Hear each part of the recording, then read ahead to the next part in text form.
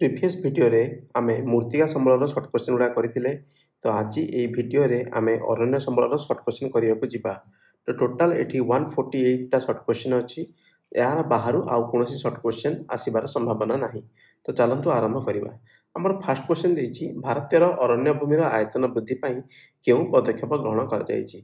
तो केउ पदक्षेप ग्रहण करा जायछि यार सठिक आंसर हबो जलछाया निर्माण करा जायछि। जलछाया निर्माण कराଯାଇଛି कारण नगरीकरण हो नदी उपत्यका हो कि शिल्पायन एथिपाई कौन करा जाए अरण्य भूमि रे अरण्य कटा जाए किंतु जलछाया निर्माण द्वारा अरण्य भूमि आयतन वृद्धि पाई थाए।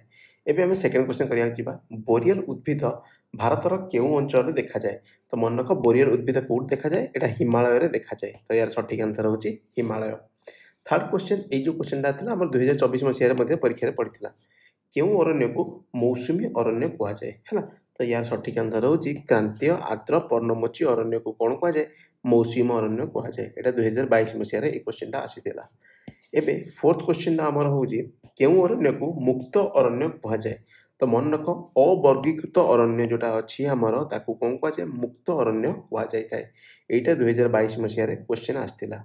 ए वर्तमान 5 नंबर क्वेश्चन हम करिबा कि काष्ठ संग्रह और पशु चारण पाई विशेष भाव व्यवहृत होता अरण्य केउ श्रेणीर अंतर्गत अटे। तो कारण एटा मुक्त अरण्य जेहेतु होइतबारु एठी लोक माने काठ संग्रह और पशु चारण करि पारंती याकू कोन कह जाय अवर्गीकृत अरण्य बा मुक्त अरण्य कह जाय।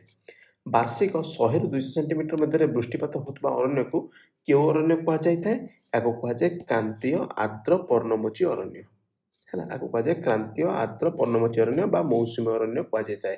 तेणु देखो दिथर ए क्वेश्चन रिपीट हेची 2022 और 2024 मसिया रे क्वेश्चन रिपीट हेची। तो प्रधान आम 7 नंबर क्वेश्चन वर्तमान भारतर समुदाय आयतनर शतकड़ा केते भागरे अरण्य विस्तृत रहिछि। तो यार सठिक आंसर होची 22.5 किंतु प्रकृत रे रहिबा कथा केते भाग 33 भाग रहिबा कथा किंतु भारत रे केते अछि 22.5 भाग अछि। तो यार समाधान करबा निमंते आमे प्रति वर्ष जून 5 तारिख दिन हमर एनवायरनमेंट डे को पालन करथाउ आउ आमर अरण्य वृद्धि करिया निमंते विभिन्न प्रकार पदक्षेप ग्रहण कर जाय थाए। तो मन रख ओडिसा रे केते भाग अछि 34% ओडिसा रे हमर अछि कोन अरण्य अछि। आउ गोटे जिंस मन रखि परिबो कि हमर जो प्रीवियस ईयर हमर 529 स्क्वायर किलोमीटर रो अरण्य हम ओडिसा रे बढ़िछि हैला। एबे क्वेश्चन नंबर 8 प्रशासनिक दृष्टिकोण रु भारत रे केते प्रकार अरण्य रहिछि केते प्रकार रहिछि 3 प्रकार रहिछि।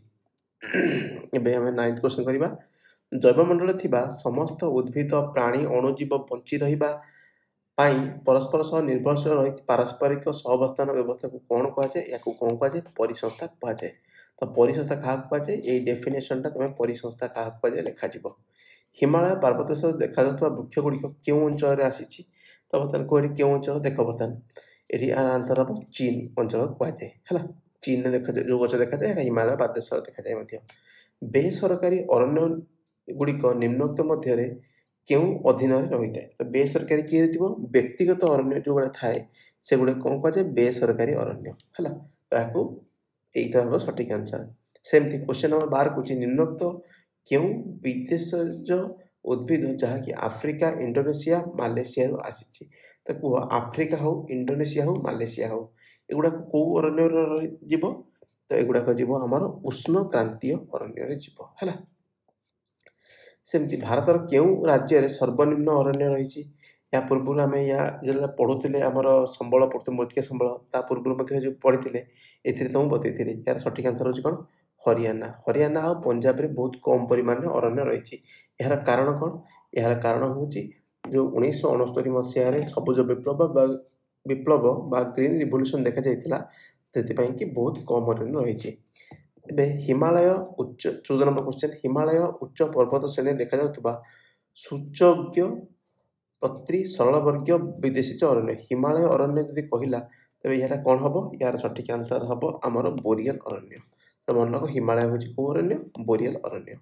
सेमति भारत रे संविधान हिसाब रे हमर अरण्य को केते भाग विभक्त करा हैछि संविधान अनुसार हो किंबा हमर प्रशासनिक दृष्टिकोण हो सब बेले भारत रो अरण्य केते भाग विभक्त 3 भाग रे विभक्त हैला। क्वेश्चन नंबर 16 वार्षिक 250 सेंटीमीटर रु अधिक वृष्टिपात पाउतबा अंचल गुडी करे केउ अरण्य देखा जाय केउ अरण्य देखा जाय ଚିରହରିତ ଅରଣ୍ୟ ଦେଖାଯାଏ। ହେଲା, ବର୍ଷ ସାରା ସବୁଜ ପତ୍ର ଦ୍ୱାରା ଆଚ୍ଛାଦିତ ହେଉଥିବା ଅରଣ୍ୟର ନାଁ କ'ଣ? ସବୁବେଳେ ସବୁଜ ପତ୍ର ମାନେ କ'ଣ? ଚିରହରିତ। ହରିତ ଅର୍ଥ ହେଉଛି ସବୁଜ, ହେଲା, ଆଉ ଚିର ମାନେ ସବୁବେଳେ। ତେଣୁ ଏହାର ଆନ୍ସର ହେଉଛି କ'ଣ? ଚିରହରିତ। କେଉଁ ଅରଣ୍ୟର ବୃକ୍ଷ ବର୍ଗର ଏକ ନିର୍ଦ୍ଦିଷ୍ଟ ସମୟରେ ପତ୍ର ଝଡ଼ା ଦେଇଥାନ୍ତି? ମନେ ରଖ, ପତ୍ର ଝଡ଼ା ଅର୍ଥ ହେଉଛି କ'ଣ? ପର୍ଣ୍ଣମୋଚୀ। ପତ୍ର ଝଡ଼ା ହେଉଛି କ'ଣ? ପର୍ଣ୍ଣମୋଚୀ। ଯେତେବେଳେ ଦେଖିବ କି ପତ୍ର ଝଡ଼ା ଦେଇଥିବା ମାନେ ପର୍ଣ୍ଣମୋଚୀ। ହେଲା, ବର୍ତ୍ତମାନ ଆମେ କ୍ୱେଶ୍ଚିନ୍ ନମ୍ବର 19 କରିବା। ତ ଟ୍ୟାକ୍ସୋଲ କେଉଁ ରୋଗର ଏକ ଅବ୍ୟର୍ଥ ଔଷଧ? ତ ମନେ ରଖ, ଟ୍ୟାକ୍ସୋଲ ହେଉଛି କ୍ୟାନ୍ସରର ଗୋଟେ ଅବ୍ୟର୍ଥ ଔଷଧ। ଏଇଟାକୁ ତୁମେ ଇମ୍ପୋର୍ଟାଣ୍ଟ କ୍ୱେଶ୍ଚିନ୍ ଭାବିପାର, କାରଣ ଏଇ କ୍ୱେଶ୍ଚିନ୍ଟା ଆସିବାର ସମ୍ଭାବନା ରହୁଛି ଏ ବର୍ଷ। ପାର୍ବତ୍ୟ ଅଞ୍ଚଳରେ ସମୁଦାୟ ଭୂମିର କେତେ ଶତାଂଶ ଅରଣ୍ୟ ରହିବା ଆବଶ୍ୟକ? ପାର୍ବତ୍ୟରେ କେତେ ରହିବା ଦରକାର? କମ୍ ସେ କମ୍ 60% ରହିବା ଦରକାର। ହେଲା, ତ ଏହାର ହେବ ସଠିକ୍ ଆନ୍ସର ହେଉଛି କ'ଣ? 60%। ଉଷ୍ଣକାତୀୟ ଉଦ୍ଭିଦ କେଉଁ ଅଞ୍ଚଳରୁ ଆସିଥାଏ? ତ କେଉଁ ଅଞ୍ଚଳ ଆସିଥିବ ବୋଲିକି ଏଇଟା ଆନ୍ସର ହେବ ମାଲେସିଆ। ହେଲା, ମାଲେସିଆରୁ ଆସିଛି। ବର୍ତ୍ତମାନ ଆମେ କ୍ୱେଶ୍ଚିନ୍ ନମ୍ବର 22 ଦେଖିବା। ତ କ୍ୱେଶ୍ଚିନ୍ ନମ୍ବର 22 କହୁଛି 50 ସେଣ୍ଟିମିଟର କମ୍ ବୃଷ୍ଟିପାତ ହେଉଥିବା ଅଞ୍ଚଳରେ କେଉଁ ଉଦ୍ଭିଦ ଦେଖାଯିବ? ତ 50 ସେଣ୍ଟିମିଟର କମ୍ ବୃଷ୍ଟିପାତ କେଉଁ ଜାଗାରେ ଦେଖାଯିବ? ଆମର ମରୁସ୍ଥଳ ଦେଖାଯିବ। ମରୁସ୍ଥଳରେ କ'ଣ ଦେଖାଯାଏ? କ୍ୟାକ୍ଟସ୍ ଦେଖାଯାଏ। ତେବେ କ୍ୱେଶ୍ଚିନ୍ ନମ୍ବର 23 ଆମେ ଦେଖିବା। ତ କେଉଁ ବୃକ୍ଷର କାଠ ଡଙ୍ଗା ବା ବୋଟ୍ ତିଆରି ପାଇଁ ବ୍ୟବହାର କରାଯାଏ? ତ କେଉଁ ବ୍ୟବହାର କରାଯାଏ? ୟାର ସଠିକ୍ ଆନ୍ସର ହେଉଛି କାଜୁରିନା ବା ଝାଉଁ। ଝାଉଁ ଗଛର କାଠରେ କ'ଣ ହୁଏ? ବୋଟ୍ ତିଆରି କରାଯାଏ। ଦେଖ, ବର୍ତ୍ତମାନ ଟ୍ୟାକ୍ସୋଲ ନାମକ ଏକ ଉଦ୍ଭିଦ, ଯେଉଁଟାକି ବିପଦଗ୍ରସ୍ତ ଉଦ୍ଭିଦ, କେଉଁ ଅଞ୍ଚଳରେ ଦେଖାଯାଏ? ତ କେଉଁ ଅଞ୍ଚଳରେ ଦେଖାଯାଇଥିବ ବୋଲିକି ୟାର ସଠିକ୍ ଆନ୍ସର ହେଉଛି ହିମାଚଳ ପ୍ରଦେଶ। ହିମାଚଳ ପ୍ରଦେଶରେ ଦେଖାଯାଏ। ପୀରପଞ୍ଜଲ ପର୍ବତ ଶ୍ରେଣୀର ଗୁଜ୍ଜର ସମ୍ପ୍ରଦାୟ ମାନେ ମୁଖ୍ୟତଃ କେଉଁଥିରେ ବୃତ୍ତି କରିଥାନ୍ତି? ତ ମନେ ରଖ, ପର୍ବତ ଅଞ୍ଚଳରେ ଦେଖାଯାଏ କ'ଣ? ପଶୁପାଳନ। ହେଲା, ଆଉ ସବୁଠୁ ଅଧିକ ପଶୁପାଳନ ଆମର କେଉଁଠି ଅଛି? ମନେ ପକାଅ, କହିଥିଲି ବୋଲିକି ହିମାଚଳ ପ୍ରଦେଶରେ ଅଛି। ଏବେ କ୍ୱେଶ୍ଚିନ୍ ନମ୍ବର 26 ଆମେ କରିବାକୁ ଯିବା। ସଂରକ୍ଷିତ ଅରଣ୍ୟ ଭାରତର ସମୁଦାୟ ଅରଣ୍ୟର ପ୍ରାୟ କେତେ ଭାଗ? ତ କେତେ ଭାଗ? ସଂରକ୍ଷିତ ଅରଣ୍ୟ ରିଜର୍ଭ ଫରେଷ୍ଟ 53%। ମୌସୁମୀ ଅରଣ୍ୟର ବୃକ୍ଷଗୁଡ଼ିକର ଉଚ୍ଚତା କେତେ ହେଇଥାଏ? ନା 25ରୁ 60 ମିଟର ମଧ୍ୟରେ ହେଇଥିବ। ହେଲା, 60 ମିଟରରୁ ଅଧିକ ହେଇଗଲା ମାନେ କ'ଣ ହେବ? କ୍ରାନ୍ତୀୟ ଅରଣ୍ୟ ହେଇଯିବ। 50 ସେଣ୍ଟିମିଟର କମ୍ ବୃଷ୍ଟିପାତ ହେଉଥିବା ଅଞ୍ଚଳମାନଙ୍କରେ କେଉଁଠି ଦେଖାଯିବ? କେଉଁଠି ଦେଖାଯିବ? କାକ୍ଟସ୍। ହେଲା, ତ ମରୁସ୍ଥଳରେ କାକ୍ଟସ୍ ଦେଖାଯାଇଥାଏ, ଯେଉଁଥିର ପତ୍ର ଗୁଡ଼ା ନଥାଏ କି କ'ଣ ଥାଏ? କଣ୍ଟା ଥାଏ। ସରକାରଙ୍କ ପ୍ରତ୍ୟକ୍ଷ ତତ୍ତ୍ୱାବଧାନରେ ଥିବା ଅରଣ୍ୟକୁ କ'ଣ କୁହାଯାଏ? ସଂରକ୍ଷିତ ଅରଣ୍ୟ କୁହାଯାଏ। ଏହାର ସଠିକ୍ ଆନ୍ସର ହେଉଛି ସଂରକ୍ଷିତ ଅରଣ୍ୟ। ଅତ୍ୟଧିକ ବୃଷ୍ଟିପାତ ହେଉଥିବା ଅଞ୍ଚଳରେ କେଉଁ ଅରଣ୍ୟ ଦେଖାଯାଏ? ତ କେଉଁ ଅରଣ୍ୟ ଦେଖାଯାଏ? ଏଠି ଆମର ଚିରହରିତ ଅରଣ୍ୟ ଦେଖାଯାଏ। ହେଲା, ତ ଅତ୍ୟଧିକ ବୃଷ୍ଟିପାତ ଚିରହରିତ ଅରଣ୍ୟ ଦେଖାଯାଏ। ଆଚ୍ଛା, ତୁମମାନଙ୍କ ପାଇଁ ଗୋଟେ ଟାସ୍କ ରହିବ, ମୋତେ କମେଣ୍ଟ ସେକ୍ସନରେ ଲେଖିକି ଜଣାଅ କି ଚିରହରିତ ଅରଣ୍ୟ ଭାରତର କେଉଁ କେନ୍ଦ୍ରଶାସିତ ଅଞ୍ଚଳରେ ଦେଖାଯାଏ। ହେଲା, ବର୍ତ୍ତମାନ କୌଣସି ଅଞ୍ଚଳରେ ଥିବା ନାନା ପ୍ରକାର ବୃକ୍ଷ, ତୃଣ, ଗୁଳ୍ମ ଇତ୍ୟାଦିକୁ କ'ଣ କୁହାଯାଏ? ଆକୁ କ'ଣ କୁହାଯାଏ? ପ୍ରାକୃତିକ ଉଦ୍ଭିଦ କୁହାଯାଏ। ଉଦ୍ଭିଦ, ପ୍ରାଣୀ, ଅଣୁଜୀବ ବିଶିଷ୍ଟ ଜୈବମଣ୍ଡଳ କେଉଁ ମଣ୍ଡଳର ଏକ ଅଂଶ ବିଶେଷ? ତ ୟାର ଆନ୍ସର ହେଉଛି କ'ଣ? ଆମର ଭୂମଣ୍ଡଳର। ହେଲା, ଭୂମଣ୍ଡଳର 3ଟି ମୁଖ୍ୟ ଅଂଶ ଅଶ୍ମ, ବାରି, ବାୟୁ। ଅଶ୍ମ ମାନେ ଜୈବମଣ୍ଡଳ। ଆମର ଯେଉଁ ଜୈବମଣ୍ଡଳ ଥାଏ, ତ ମଣ୍ଡଳର ମିଳନ ସ୍ଥଳରେ ଥିବା ସଂକୀର୍ଣ୍ଣ ମଣ୍ଡଳ, ଯେଉଁଠାରେ ବିଭିନ୍ନ ପ୍ରକାର ପ୍ରାକୃତିକ ଉଦ୍ଭିଦ, ବନ୍ୟପ୍ରାଣୀ, ମନୁଷ୍ୟ, ଅଣୁଜୀବ ପାରସ୍ପରିକ କ୍ରିୟାସାଧନ କରିଥାନ୍ତି, ତାକୁ କ'ଣ କୁହାଯାଏ? ତାକୁ କୁହାଯାଏ ଜୈବମଣ୍ଡଳ କୁହାଯାଏ। ହେଲା, ସରି, ଅଶ୍ମମଣ୍ଡଳ ହେଉଛି ବୋଲି ଭୂମଣ୍ଡଳ ଯେଉଁଟା ଥିଲା ଆମର। ହେଲା, ତ 33ଟା କ୍ୱେଶ୍ଚିନ୍ କରିସାରିଲେଣି। ବର୍ତ୍ତମାନ ଆମେ 34 ନମ୍ବର କ୍ୱେଶ୍ଚିନ୍କୁ ଯିବା। ବିସ୍ତୀର୍ଣ୍ଣ ଅଞ୍ଚଳରେ ପରିବ୍ୟାପ୍ତ କ୍ଷୁଦ୍ର ଓ ବୃହତ୍ ବୃକ୍ଷ, ବୁଦା ଗଛ, କଣ୍ଟା ଗଛ ଇତ୍ୟାଦି ଉଦ୍ଭିଦ ରହିଥିବା ପ୍ରାକୃତିକ ଉଦ୍ଭିଦକୁ କ'ଣ କୁହାଯାଏ? ତାକୁ କ'ଣ କୁହାଯାଏ? ଆକୁ କୁହାଯାଏ ଅରଣ୍ୟ କୁହାଯାଏ। ଅରଣ୍ୟର ଡେଫିନେସନ୍ ହେଉଛି ଏଇଟା। ଜୈବମଣ୍ଡଳରେ ଥିବା ସମସ୍ତ ଉଦ୍ଭିଦ, ପ୍ରାଣୀ, ଅଣୁଜୀବ ବଞ୍ଚି ରହିବା ପାଇଁ ପରସ୍ପର ସହିତ ସମ୍ପୃକ୍ତ ଓ ନିର୍ଭରଶୀଳ ରହି ପାରସ୍ପରିକ ସହାବସ୍ଥାନ ବ୍ୟବସ୍ଥା କ'ଣ କୁହାଯାଏ? ଯେଉଁଠି ପାରସ୍ପରିକ ସହାବସ୍ଥାନ ବ୍ୟବସ୍ଥା ଲେଖାଯାଇଥିବ, ତୁମେ ସିଧା ଆନ୍ସର ଲଗାଇବ। ଆକୁ କୁହାଯାଏ କ'ଣ? ପରିସଂସ୍ଥା କୁହାଯାଏ। କେତେକ ଉଦ୍ଭିଦ ଯାହା ପ୍ରାଚୀନ ସମୟରେ ପ୍ରାକୃତିକ ଉଦ୍ଭିଦର ଅଂଶ ବିଶେଷ ଭାବେ ଭାରତରେ ରହିଆସିଛି, ସେଗୁଡ଼ିକୁ କ'ଣ କୁହାଯାଏ? ସେଗୁଡ଼ିକୁ କୁହାଯାଏ ଦେଶଜ ଉଦ୍ଭିଦ। ଯେଉଁଟା ଦେଶର ଅଛି ଦେଶ, ଯେଉଁଟା ଅନ୍ୟ ଦେଶରୁ ଭାରତକୁ ଆସିଛି ତାକୁ କ'ଣ କୁହାଯିବ? ବିଦେଶଜ ଉଦ୍ଭିଦ। ହିମାଳୟ ଅଞ୍ଚଳରେ ଦେଖାଯାଉଥିବା ସୂଚକ୍ରପ୍ରତି ସ୍ଥଳବର୍ଗୀୟ ଅରଣ୍ୟକୁ କ'ଣ କୁହାଯାଏ? ବୋରିଏଲ ଉଦ୍ଭିଦ କୁହାଯାଏ। ହିମାଳୟ କହିଲା ମାନେ ସିଧା ଭାବିଥିବ ଏଇ ବୋରିଏଲ ଉଦ୍ଭିଦ ହେବ ଆନ୍ସର। सेमती आफ्रिका महादेश इंडोनेशिया मालेशिया अंचल आसुवा उद्भिद गुड़ी कौन कहुए उष्ण क्रांतीय उद्भिद कहुए सेमती ए देख काष्ठ संग्रह करने काठ संग्रह करने कि कौ अरण्य को व्यवहार कर तो कौ अरण्य हम आम आंसर मिली सॉरी क्वेश्चन मिली न था मिल न था कौन संरक्षित अरण्य जोटा 53% अच्छी आम टोटाल अरण्यर सेठी अलाउ नहीं है तेबे साधारण जनता को काष्ठ संग्रह पशुचालन अनुमति मिले कौन कह अवर्गीकृत अरण्य कह राज्य सरकार का नियंत्रण थिबा अरण्यटी केउ अरण्य रे आसीबो तो मन केउ अरण्य ताको राज्य अरण्य कह स्थानीय शासन द्वारा परिचालित अरण्य को कौन कह स्थानीय शासन कौन हम गोष्ठी अरण्य है तो बर्तमान आम क्वेश्चन नंबर 44 करवा सेमती कह बेसरकारी संस्था द्वारा कौन हम कौ अरण्य अच्छी आम बेसरकारी अरण्य अच्छी बोलिकी वार्षिक 250 सेंटीमीटर अधिक जो वर्षा हम कौन कह क्रांतीय आर्द्र चिरहरित अरण्य यहाँ को मन रख गोटे इंपोर्टाट क्वेश्चन 200-250 सेंटीमीटर हेल्ले कौन हम क्रांतीय आर्द्र अर्ध चिरहरित अरण्य कह जो अरण्य वर्ष सारा सबुज पत्र द्वारा आच्छादित कौन कह चिरहरित अरण्य कहुए एक निर्दिष्ट समय पतझड़ा माने कौन कर सीधा पर्णमोची लिखिबो है तो जो अरण्य वार्षिक 70-100 सेंटीमीटर वर्षा हुए कौन कौन कह शुष्क पर्णमोची अरण्य है वार्षिक 120 सेंटीमीटर वृष्टिपात होता समुद्र उपकूलवर्ती त्रिकोणभूमि काजु अंचल कौन कह जुआरिया जो समुद्र उपकूलवर्ती त्रिकोणभूमि कह कौन कह जुआरिया अरण्य तो ये जुआरिया अरण्य आमर सुंदरबन ओडिशार भितरकनिका जो हेन्ताल वन अच्छी एटारे देखा जाए जुआरिया अरण्य है ओडिशार महानदी ब्राह्मणी आ बैतरणीर मिलित त्रिकोणभूमि अंचल हेन्ताल वृक्षर अरण्य को कौन कहुए क्षुद्र सुंदरबन कहुए यहाँ very very important short question ये क्वेश्चन महानदी ब्राह्मणी बैतरणी आ जो क्षुद्र सुंदरबन अच्छी कौन कहुए आमर जो जिनसा अच्छी कौ राज्य जिले में देखा जाए आमर केन्द्रापड़ा देखा जाए केन्द्रापड़ा देखा जाए तो सेमती ओडिशार महानदी ब्राह्मणी बैतरणी त्रिकोणभूमि सुंदरी गछर अरण्य को कौन कहुए हेन्ताल वन कहुए वार्षिक 70-75 सेंटीमीटर वृष्टिपात शुष्क अर्धशुष्क जलवायु अंचल में केउ अरण्य देखा जाए ये देखा जाए क्रांतीय कंटा वन है सेमती गंगा नदी ब्रह्मपुत्र नदीर जुग्म त्रिकोणभूमि बहु परिमाण सुंदर गछ थी कौन कहुए सुंदरबन कहुए सुंदरबन आमर भारत जातीय पशु रॉयल बेंगल टाइगर देखा जाए आ मैक्सिमम सुंदरबन आमर बांग्लादेश अवस्थान करे आ किछि सुंदरबन आमर पश्चिम बंग में अवस्थान करे उत्तर पश्चिम हिमालय में 1000 मीटर रु 1800 मीटर मध्य देखा जाता अरण्यर ना कौन कहुए आमर उपक्रांतीय आर्द्र पाइन अरण्य कहुए 1000 रु 1800 हूँ पाइन अरण्य समुद्र पतन ठारू उच्चता अनुसार तापमात्रा ह्रास अनुसार केउ अरण्य देखा जाए तो केउ अरण्य देखा जाए आमर क्रांतीय उपक्रांतीय पार्वत्य अरण्य देखा जाए है समुद्र पतन उच्चता अनुसार तापमात्रा ह्रास पाइब पार्वत्य अरण्य देखा पूर्व हिमालय आसाम स्थित पार्वत्य अंचल में 1500 मीटर रु 2850 मीटर उच्चता मध्य थिबा अरण्य को कौन कहुए नातिशीतोष्ण पार्वत्य अरण्य कहुए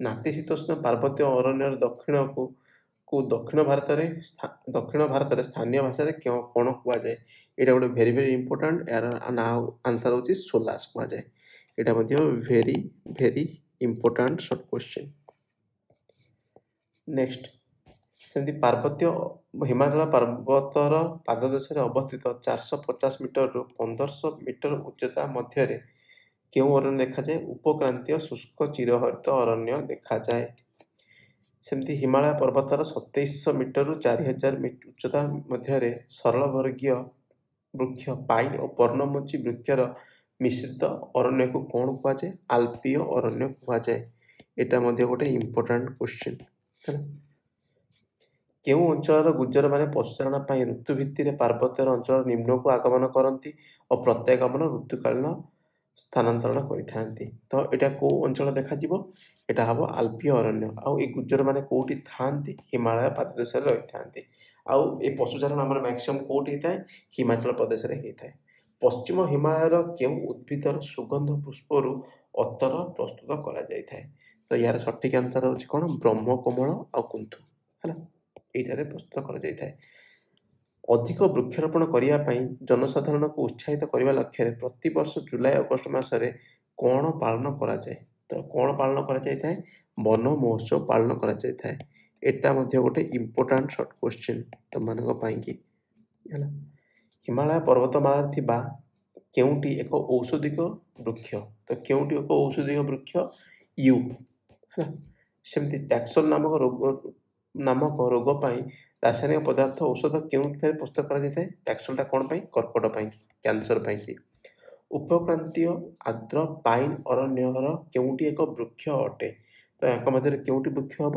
ଚିର୍ ହେଉଛି ଉପକ୍ରାନ୍ତୀୟ ଆର୍ଦ୍ର ପାଇନ୍। ହେଲା, ସେମିତି ଜାମୁ ହେଉଛି କ'ଣ? ମୌସୁମୀ ଅରଣ୍ୟର ବୃକ୍ଷ। ଗୁଜୁରାଟ ଅନ୍ତର୍ଗତ କଚ୍ଛ ଉପସାଗରର କେଉଁ ଅରଣ୍ୟ ଅଛି? ତ ଏଠି କେଉଁ ଅରଣ୍ୟ ଅଛି? ଏଠି ଜୁଆରିଆ ଅରଣ୍ୟ ଅଛି। ମନେରଖ, ସମୁଦ୍ର କୂଳରେ ଯେଉଁ ଅରଣ୍ୟ ଦେଖାଯାଏ ତାକୁ ଜୁଆରିଆ ଅରଣ୍ୟ କୁହାଯାଏ। ସେମିତି ବର୍ତ୍ତମାନ ଆମେ କ୍ୱେଶ୍ଚିନ୍ ନମ୍ବର 68 କରିବା। ଅରଣ୍ୟ ବନ୍ୟପ୍ରାଣୀ କେଉଁ ସମ୍ବଳର ଅନ୍ତର୍ଗତ ଅଟନ୍ତି? ତ କେଉଁ ସମ୍ବଳ ହେବ? ଏଇଟାକୁ ତୁମମାନେ ମନେ ପକାଅ। ଏଇଟା କ'ଣ ହେବ? ସରନ୍ତି ହେବ ନା ଅସରନ୍ତି ହେବ? ତ ଏଇଟା ହେବ ସରନ୍ତି, କାରଣ ଅରଣ୍ୟ ସରିଯିବାର ସମ୍ଭାବନା ଅଛି। ତାଳ, ଗୁଆ, ନଡ଼ିଆ ଗଛ କେଉଁ ଉପକୂଳରେ ବହୁ ପରିମାଣରେ ଦେଖାଯାଏ? ତ କେଉଁ ଉପକୂଳରେ ଆମର ବହୁ ପରିମାଣରେ ଦେଖାଯାଇଥାଏ? ମନେରଖ, ମାଲବାର ଉପକୂଳ। ମାଲବାର ଉପକୂଳଟା କେଉଁଠି ଅଛି? କେଉଁ ରାଜ୍ୟରେ ଅଛି? କେରଳ ରାଜ୍ୟରେ ଅଛି।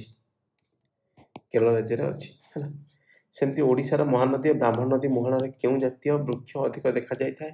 ତ କେଉଁ ଦେଖାଯାଇଥାଏ? ହେନ୍ତାଳ ଗଛ ବୃଣ ଦେଖାଯାଇଥାଏ। ଆସାମ, ମେଘାଳୟ, ଆଣ୍ଡାମାନ ନିକୋବର ଅଞ୍ଚଳରେ କେଉଁ ଅରଣ୍ୟ ଦେଖାଯାଇଥାଏ? ତ ମନେରଖ, ଏଇଟା ହେଉଛି କ'ଣ?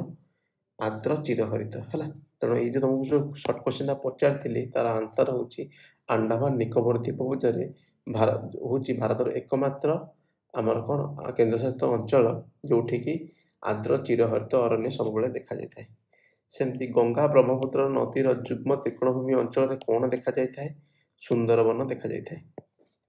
ହେଲା, କେଉଁ ବୃକ୍ଷର ରସରେ ଚମଡ଼ା କଷାଯାଏ? ଏଇଟା ମଧ୍ୟ ଗୋଟେ ଇମ୍ପୋର୍ଟାଣ୍ଟ ସର୍ଟ କ୍ୱେଶ୍ଚିନ୍। ତ ୟାର ଆନ୍ସର ହେଉଛି କ'ଣ? ଆକାଶିଆ ଗଛ। ହେଲା, ହେନ୍ତାଳ ବଣ ସହ କେଉଁ ଅରଣ୍ୟର ସମ୍ପର୍କ ରହିଛି? କେଉଁ ଅରଣ୍ୟ? ଜୁଆରିଆ ଅରଣ୍ୟ। ସେମିତି ଶିମିଳି କେଉଁ ଅରଣ୍ୟର ଏକ ବୃକ୍ଷ? ଯେମିତି ଆମର କପାରୁ ତୁଳା ପ୍ରସ୍ତୁତ କରାଯାଏ, ସେମିତି ଶିମିଳି ମଧ୍ୟ କ'ଣ ଆମର ତୁଳା ପ୍ରସ୍ତୁତ କରାଯାଇଥାଏ। ତ ଏଇଟା କେଉଁ ଅରଣ୍ୟ ଯିବ? ଏଇଟା ଗୁଳ୍ମ ଅରଣ୍ୟରେ ଯିବ। ୟୁ ଉଦ୍ଭିଦ କେଉଁ ପ୍ରଦେଶରେ ଦେଖାଯାଇଥାଏ? ତ ମାନେ କେଉଁ ପ୍ରଦେଶରେ ୟୁ ଉଦ୍ଭିଦ ଦେଖାଯାଇଥାଏ? ତ ୟାର ସଠିକ୍ ଆନ୍ସର ହେଉଛି ହିମାଚଳ ପ୍ରଦେଶ ଆଉ ଅରୁଣାଚଳ ପ୍ରଦେଶ। ପ୍ରାୟତଃ ୟୁ ଉଦ୍ଭିଦ ଆମର ପର୍ବତୀୟ ଅଞ୍ଚଳ ଦେଖାଯାଇଥାଏ ଆଉ ଯେଉଁଠି ଥଣ୍ଡା ଥାଏ ଅଧିକ। ହେଲା, ଅରଣ୍ୟ ବୃକ୍ଷ ଆଚ୍ଛାଦନ ଦୃଷ୍ଟିରୁ ଭାରତର ସ୍ଥାନ ପୃଥିବୀରେ କେତେ ନମ୍ବରରେ ଅଛି? ତ ୟାର ସଠିକ୍ ଆନ୍ସର ହେଉଛି କ'ଣ? 10ମ। ଏଇଟା ମଧ୍ୟ ଗୋଟେ ଇମ୍ପୋର୍ଟାଣ୍ଟ ସର୍ଟ କ୍ୱେଶ୍ଚିନ୍। ଭାରତର ଜାତୀୟ ବୃକ୍ଷ ରୂପେ କାହାକୁ ସ୍ୱୀକୃତି ମିଳିଛି? ତ କାହାକୁ ସ୍ୱୀକୃତି ମିଳିଛି?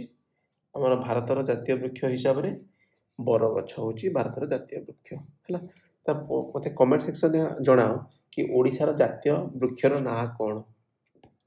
ବଡ଼ ବଡ଼ ଗଛର ଘଞ୍ଚ ଅରଣ୍ୟ କେଉଁ ବୃଷ୍ଟିପାତ ଅଞ୍ଚଳରେ ଦେଖାଯାଏ? ଯେଉଁଠି କ'ଣ ହେବ? ଅଧିକ ବୃଷ୍ଟିପାତ ହେବ ସେଠି କ'ଣ ଦେଖାଯିବ? ବଡ଼ ବଡ଼ ଗଛ ଦେଖାଯାଇଥାଏ। ସର୍ବାଧିକ ଗୁଳ୍ମ ଅରଣ୍ୟ କେଉଁ ରାଜ୍ୟରେ ଦେଖାଯାଇଥାଏ? ତ କେଉଁ ରାଜ୍ୟରେ ଦେଖାଯାଇଥାଏ ସବୁଠୁ ଅଧିକ ଗୁଳ୍ମ ଅରଣ୍ୟ? ମନେରଖ, ଆନ୍ଧ୍ରପ୍ରଦେଶ। ଏଇଟା ମଧ୍ୟ ଗୋଟେ ଇମ୍ପୋର୍ଟାଣ୍ଟ ସର୍ଟ କ୍ୱେଶ୍ଚିନ୍।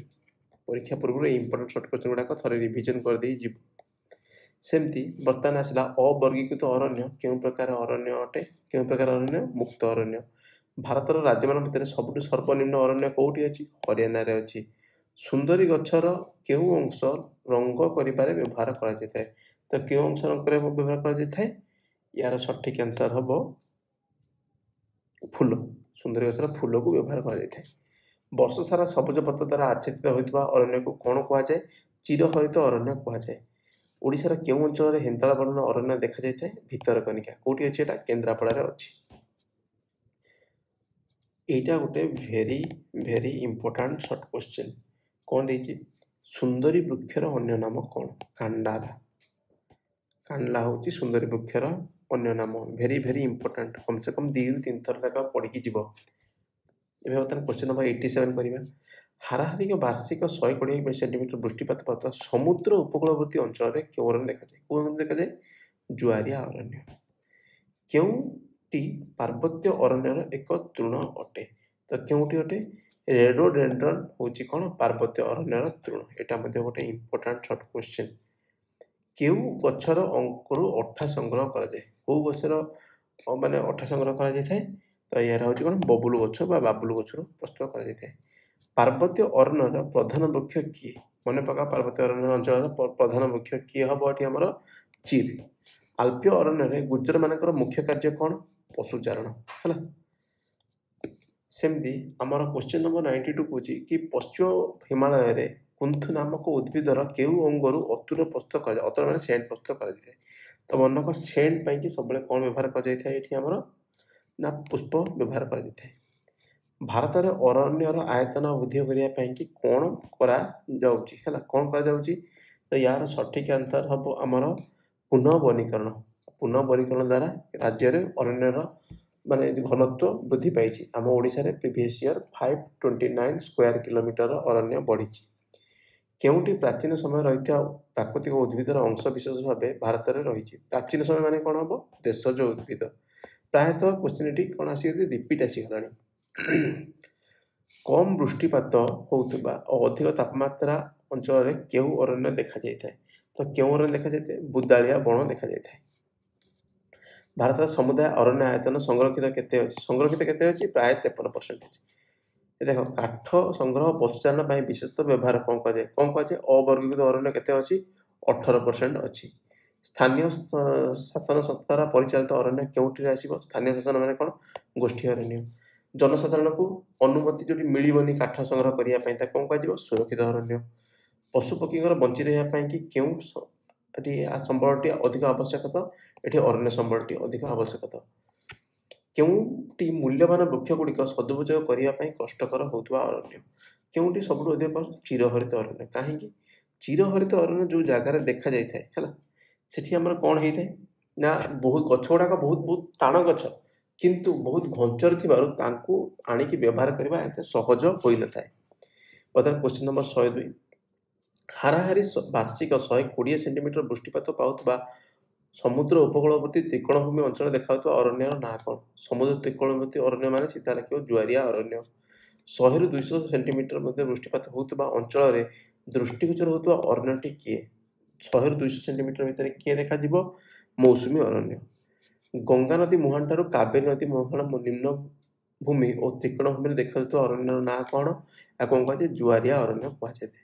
ନାତିଶୀତୋଷ୍ଣ ଅଞ୍ଚଳର ଅରଣ୍ୟକୁ ଦକ୍ଷିଣ ଭାରତରେ କ'ଣ କୁହାଯାଏ? ସୋଲାସ୍ କୁହାଯାଏ।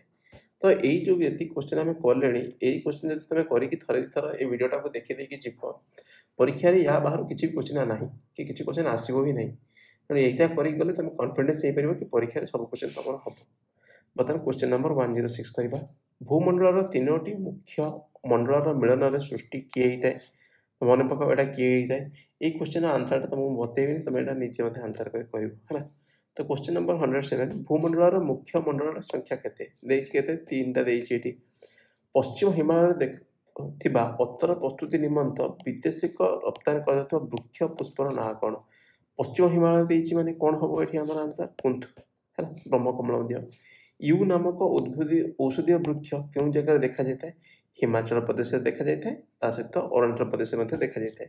ଅରଣ୍ୟର ଆୟତନ ବୃଦ୍ଧି କରିବା ପାଇଁ ନିଆଯାଉଥିବା ପଦକ୍ଷେପଟି କ'ଣ? ପୁନଃବନୀକରଣ। ଅଠା ସଂଗ୍ରହ ପାଇଁ କ'ଣ ବ୍ୟବହାର କରାଯାଏ? ବାବୁଲ ଗଛ। କେଉଁ ରସର ଚମଡ଼ା କଷା ହେଉଥିବା ବୃକ୍ଷ ହେଉଛି କି? ଆକାଶିଆ। ସେମିତି 1000ରୁ 1800 ମିଟର ଉଚ୍ଚତା ମଧ୍ୟ ରହିଥିବା ଅରଣ୍ୟର ମୁଖ୍ୟ ବୃକ୍ଷ କିଏ ହେବ? ଚିର୍ ହେବ। ମୁକ୍ତ ଅରଣ୍ୟର ଅନ୍ୟ ନାମ କ'ଣ? ଅବର୍ଗୀକୃତ ଅରଣ୍ୟ। ରୋଜଉଡ୍ ଗଛଟି କେଉଁ ଅରଣ୍ୟରେ ଦେଖାଯାଇଥାଏ? କ୍ରାନ୍ତୀୟ ଆର୍ଦ୍ର ଚିରହରିତ ଅରଣ୍ୟ। ବହୁତ ଟାଣ କାଠ ଥାଏ ରୋଜଉଡ୍ର। ବ୍ୟବସାୟ ଓ ବାଣିଜ୍ୟ ଦୃଷ୍ଟିରୁ ଅଧିକ ଉପଯୋଗୀ ଥିବା ବୃକ୍ଷ ଅରଣ୍ୟଟି କେଉଁ ଅରଣ୍ୟରେ ଦେଖାଯାଇଥାଏ? କେଉଁଠି ଦେଖାଯାଏ? ମୌସୁମୀ ଅରଣ୍ୟରେ ଦେଖାଯାଇଥାଏ, ହେଲା। ଆଲ୍ପୀୟ ଚାରଣାଭୂମି ମଧ୍ୟରେ ସରଳବର୍ଗୀୟ ବୃକ୍ଷ ହିମାଚ୍ଛାଦିତ ଭୂମିରେ ଦେଖାଯାଉଥିବା ପର୍ବତର ନାଁ କ'ଣ? ଏଇଟା ମଧ୍ୟ ଗୋଟେ ଇମ୍ପୋର୍ଟାଣ୍ଟ ସର୍ଟ କ୍ୱେଶ୍ଚିନ୍। ତ ୟାର ସଠିକ୍ ଆନ୍ସର୍ ହେଉଛି କ'ଣ? ପୀର ପଞ୍ଜାଲ ପର୍ବତ। ଆଲ୍ପୀୟ ଚାରଣାଭୂମି କେଉଁଠି ଦେଖାଯାଏ? ପୀର ପଞ୍ଜାଲ ପର୍ବତରେ ଦେଖାଯାଇଥାଏ। ଉଭୟ ଆର୍ଦ୍ର ଚିରହରିତ ଓ ପର୍ଣ୍ଣମୋଚୀ ଅରଣ୍ୟ ଏକ ମିଶ୍ରିତ ଅରଣ୍ୟର ଅନ୍ୟ ନାମ କ'ଣ? ତ କ'ଣ ଏହାର ହେବ ବୋଲି କି ୟାକୁ କୁହାଯାଏ କ୍ରାନ୍ତୀୟ ଆର୍ଦ୍ର ଅର୍ଦ୍ଧ ଚିରହରିତ ଅରଣ୍ୟ କୁହାଯାଇଥାଏ। ଭାରତର ଜାତୀୟ ବୃକ୍ଷର ନାଁ କ'ଣ? ବରଗଛ। ଆମ ଦେଶରେ ପ୍ରତିବର୍ଷ ବୃକ୍ଷାରୋପଣ ମାସଟା କ'ଣ କୁହାଯାଏ? ଜୁଲାଇ ଅଗଷ୍ଟରେ କରାଯାଏ। କାହିଁକି ନା ଏହି ସମୟରେ ମୌସୁମୀ ବାୟୁ ଆସିଥାଏ। ଶାସକୀୟ ଦୃଷ୍ଟିକୋଣରୁ ଅରଣ୍ୟ କେତେ ଭାଗରେ ବିଭକ୍ତ? 3 ଭାଗରେ ବିଭକ୍ତ। ଉପକ୍ରାନ୍ତୀୟ ପାର୍ବତ୍ୟର ମୁଖ୍ୟ ଅରଣ୍ୟ କିଏ? ତ କିଏ କହିଥିଲେ ବୋଲି ଚିର୍ ହେବ।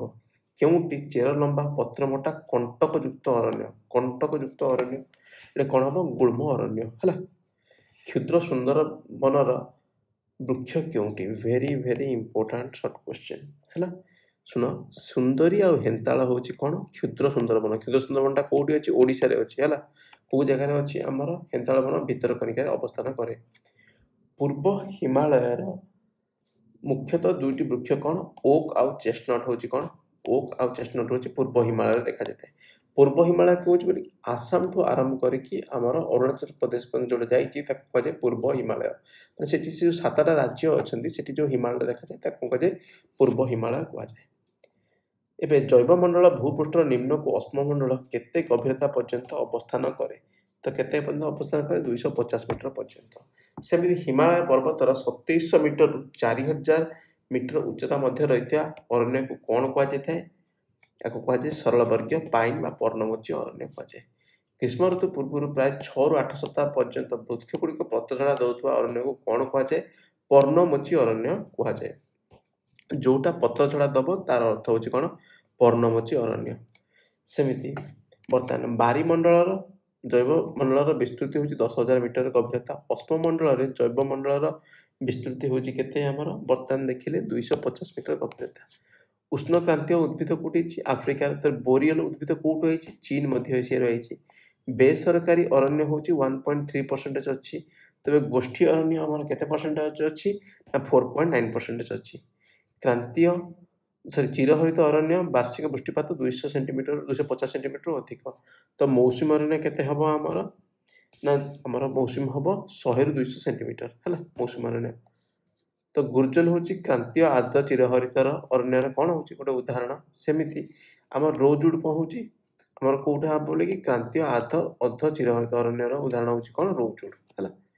କ୍ରାନ୍ତୀୟ ଆର୍ଦ୍ର ଚିରହରିତ ଆର୍ଦ୍ରତା ହେଉଛି 77%। କ୍ରାନ୍ତୀୟ ଆର୍ଦ୍ର ଅର୍ଦ୍ଧ ଚିରହରିତ ଅରଣ୍ୟର ଆମର କେତେ ପରସେଣ୍ଟ ରହିଥାଏ? ନା ପାଖାପାଖି ରହିଥିବ ଏଇଟା 75% ହେଲା। ଗଙ୍ଗା ବ୍ରହ୍ମପୁତ୍ର ନଦୀରେ କ'ଣ ଦେଖାଯାଏ? ସୁନ୍ଦରବନ। ସେମିତି ମହାନଦୀ ବ୍ରାହ୍ମଣୀ ବୈତରଣୀ କେଉଁଠି ଦେଖାଯାଇଥାଏ? କ୍ଷୁଦ୍ର ସୁନ୍ଦରବନ ହେଲା। ଏଇଟା ମଧ୍ୟ ଗୋଟେ ଇମ୍ପୋର୍ଟାଣ୍ଟ ସର୍ଟ କ୍ୱେଶ୍ଚନ୍ ଭାବିପାରିବ। ସୁନ୍ଦରୀ ଗଛର ଫୁଲରୁ ଲୁଗା ରଙ୍ଗ ଦିଆଯାଏ। ଆକାଶିଆ ଗଛର ରସରେ କ'ଣ କରାଯାଏ? ଚମଡ଼ା ଖସାଯାଏ ହେଲା। ସେମିତି ଗୁଳ୍ମ ଅରଣ୍ୟ ହାରାହାରି ବୃଷ୍ଟିପାତ କେତେ? 50ରୁ 75 ସେଣ୍ଟିମିଟର। ତେବେ ଜୁଆରିଆ କେତେ ଆମେ ଦେଖିଥିଲେ? 100ରୁ ଆମର 200 ହାରାହାରି ବୃଷ୍ଟିପାତ କେତେ? 120 ସେଣ୍ଟିମିଟର ହେଉଛି ଜୁଆରିଆ ଅରଣ୍ୟ ହେଲା। ଏବେ ନେକ୍ସଟ 138 ନମ୍ବର କ୍ୱେଶ୍ଚନ୍। ଉପକ୍ରାନ୍ତୀୟ ପାର୍ବତ୍ୟ ଅରଣ୍ୟର ପ୍ରଧାନ ବୃକ୍ଷ ହେଉଛି ଚିର୍। ସେମିତି ନାତିଶୀତୋଷ୍ଣ ପାର୍ବତ୍ୟ ଅଞ୍ଚଳର ପ୍ରଧାନ ବୃକ୍ଷ ଆମର କିଏ ହେବ? Very important short question. ଦେବଦାରୁ। ଅଧିକ ଅରଣ୍ୟ ଥିବା ରାଜ୍ୟ ହେଉଛି କ'ଣ? ମିଜୋରାମ। ସବୁଠୁ କମ୍ ହେଉଛି କିଏ? ହରିୟାଣା। ସଂରକ୍ଷିତ ଅରଣ୍ୟ କେତେ? 53%। ସେମିତି ଅବର୍ଗୀକୃତ ଅରଣ୍ୟ କେତେ? 1.3%। ଜୁନିପର, ଚିଲଗୋଜା, ମ୍ୟାପଲ ଶୁଷ୍କ ନାତିଶୀତୋଷ୍ଣ ଅଞ୍ଚଳ ଦେଖାଯାଏ। ଓକ୍, ଫିର୍, ଚେଷ୍ଟନଟ୍ କ'ଣ କୁହାଯାଏ? କେଉଁଠି ଦେଖାଯିବ? ଆର୍ଦ୍ର ପାଇନରେ ଦେଖାଯିବ ହେଲା। ଶିଶୁ ଏକ ମୌସୁମୀ ଅରଣ୍ୟର ଗଛ ହେଲା। ତେବେ କାଣ୍ଡାଲା କ'ଣ କୁହାଯାଏ? କାଣ୍ଡାଲା କ'ଣ କୁହାଯାଏ କହିଥିଲେ ବୋଲିକି? ଜୁଆରିଆ ଅରଣ୍ୟର ଗଛ ହେଉଛି କିଏ? କାଣ୍ଡାଲା ହେଲା। କେଉଁଠି କୁହାଯାଏ କାଣ୍ଡାଲା ହେଲା? ଏଇଟା ତୁମେ ଆନ୍ସର ମଧ୍ୟ କରିବ। କୁନ୍ଥରୁ ଅତର ପ୍ରସ୍ତୁତ କରାଯାଏ। ସେମିତି ୟୁରୁ କ'ଣ କରାଯାଏ? ଔଷଧ କରାଯାଏ। ଝାଉଁ ସୁନ୍ଦରୀ ଜୁଆରିଆ ଅରଣ୍ୟ। ଶିମିଳି, ବାବୁଲ, ଆକାଶିଆ ଏଗୁଡ଼ାକ କେଉଁ ଅରଣ୍ୟରେ ଯିବ? କଣ୍ଟାବନ ବା ଗୁଳ୍ମ ଅରଣ୍ୟରେ ଯିବ। କଚ୍ଛ ପୂର୍ବ ରାଜସ୍ଥାନ, ସାହ୍ୟାଦ୍ରୀ, କଣ୍ଟାବନ ଆଉ ହେନ୍ତାଳ ବନ ତାହେଲେ କେଉଁ ଯିବ? ଜୁଆରିଆ ଅରଣ୍ୟ ହେଲା। ଉପକ୍ରାନ୍ତୀୟ ପାର୍ବତ୍ୟ ଅରଣ୍ୟ 1000ରୁ 1800 ମିଟର ପର୍ଯ୍ୟନ୍ତ। ଆଲପାଇ ଅରଣ୍ୟ କେତେ ହେବ? 2700ରୁ 4000 ମିଟର ପର୍ଯ୍ୟନ୍ତ ହେଲା। ସେମିତି କ୍ଷୁଦ୍ର ବୃହତ୍ ବୃକ୍ଷ, କଣ୍ଟା ଗଛ ଇତ୍ୟାଦି ଅରଣ୍ୟ। ବୃକ୍ଷ, ତୃଣ, ଗୁଳ୍ମ ଇତ୍ୟାଦି କ'ଣ ହେବ? ପ୍ରାକୃତିକ ଉଦ୍ଭିଦ। ପାଇନ୍, ସିଲଭର, ଫିର୍, ବାର୍ସ ହେଉଛି ଆଲପାଇ ଅରଣ୍ୟ। ଝାଣ୍ଡ, ତାମାରିସ୍କ, କୋକୋ ଏଇଟା କେଉଁଠି ଦେଖାଯାଇଥାଏ? ଗୁଳ୍ମ ଅରଣ୍ୟ ଦେଖାଯାଇଥାଏ। ତ ଏଠି ଆମର 148ଟା ସର୍ଟ କ୍ୱେଶ୍ଚନ୍ ଆମର କ'ଣ ହେଲା? କମ୍ପ୍ଲିଟ୍ ହେଲା। यही सर्ट क्वेश्चन जी अच्छी से को तुम 2 ରୁ 3 थर देखीदेव देखी सारापर तुम या बाहर किसी क्वेश्चन आसब ना। तो नेक्स्ट वीडियो आम वन्यप्राणी संबल सर्ट क्वेश्चन करने को जीवा।